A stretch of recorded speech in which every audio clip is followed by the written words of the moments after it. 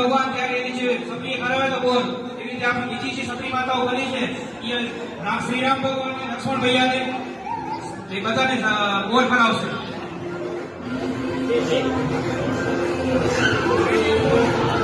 Thank you.